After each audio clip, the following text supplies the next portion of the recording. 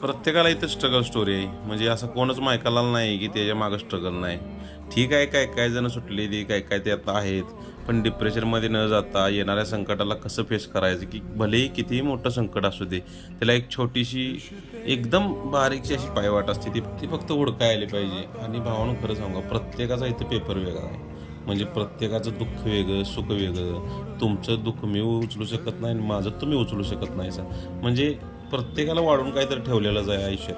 खचून न जाता येणाऱ्या संकटांना फेस करणं आणि त्यातूनच मार्ग शोधणं हीच खरी जिंदगीची म्हणजे एक जिंदगी जगण्याची कला आहे. कोणाकडून कसलीच अपेक्षा न ठेवता स्वतःवर प्रेम करायला शिका.